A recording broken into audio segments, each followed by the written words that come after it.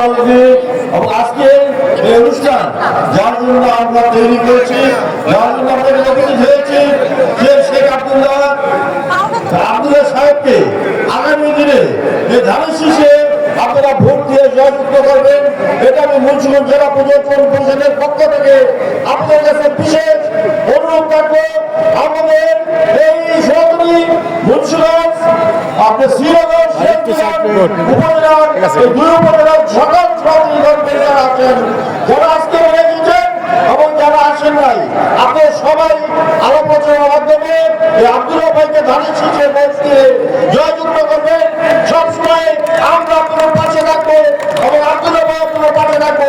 যে কোনো সময়ে আমরা মুন্সিগঞ্জ জেলা পর্যটন পরিষদ আপনাদের সাথে থাকবো। সকলকে ধন্যবাদ। হিন্দু সনাতনী ভাই বোনদের বলতে চাই, আমাদের হিন্দুদের অনেকেই বলে মাইন্ডসেট আপ আওয়ামী লীগের জন্য, ফ্যাসিস্ট সরকারের জন্য, যা মোটেই ঠিক নয়।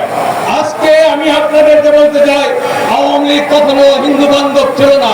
1906 সনে মুসলিম লীগ গঠন হওয়ার পরে 1949 সনে আওয়ামী লীগের জন্মের পরের থেকে যে সমস্ত পদক্ষেপগুলি নিয়েছে সব ছিল হিন্দুদের বিরুদ্ধে। কারণ আওয়ামী লীগ ক্ষমতায় আসার আগেই জমিদারি প্রথা উচ্ছেদ করেছে।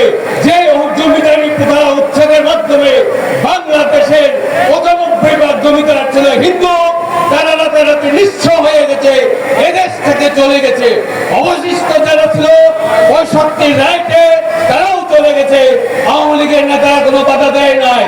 আওয়ামী লীগের সরকার বঙ্গবন্ধু এই দেশ স্বাধীনের পরে অর্পিত সত্য সম্পত্তি উনি বাতিল না করে 26 লক্ষ সম্পত্তি উনি এটাকে নাম চেঞ্জ করে এটা অর্পিত সম্পত্তির নাম করে এটা আমাদের থেকে নিয়ে গেল।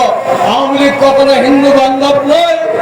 আজকে 2021-এ এই যে নিষেধ আপনার হলো 2021-এর এই আপনার কুমিল্লার যে গদা ইকবালের যে কাণ্ড, সেই বিচার হাসিনা করে নাই।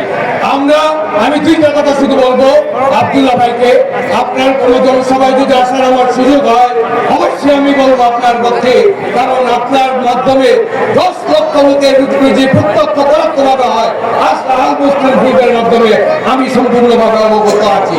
কারণ 30,000 যদি স্টাফ থাকে, তাদের মাধ্যমে তাদের পরিবার এবং তাদের মাধ্যমে বিভিন্ন আপনার হলো এই টাকাটা সার্কুলেশনের মাধ্যমে 10 লক্ষ পরিবার উপকৃত হয়।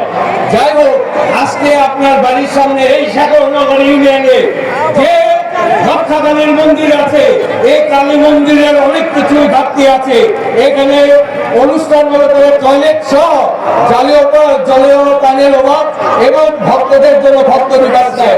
আমি কোনদিনের অনুরোধ করবো আপনি এদিকে নজর দিবেন। এবং মহানগর তত্ত্বাবধানে ভেগুনাশের একটি শিব মন্দির আছে, বলল প্রস্তুত, সেই মন্দিরের জন্য জায়গার সমস্যা রয়েছে, সেটা আপনি এমপি নির্বাচিত হলে সেইটা আপনি সমাধান করবেন। এই প্রত্যাশা রেখে আগামীতে আপনারা হিন্দু ভাই বোনদেরকে বলি, যদি বিএনপি ক্ষমতায় না আসে, যদি প্রতিক্রিয়াশীল শক্তি ক্ষমতায় আছে, 72-এর সংবিধান বাতিল করে অন্য কিছু এই দেশে কায়েম করবে, যখন হিন্দুদের কোনো রাজনৈতিক অধিকার থাকবে না। সবাইকে ধন্যবাদ। বাবু গয়েশ্বর চন্দ্র রায় আমাদের বিক্রমপুর তথা ঢাকা ডিস্ট্রিক্টের প্রাণপুরুষ, আমাদের বিএনপির মধ্যমণি, স্থায়ী কমিটির সদস্য,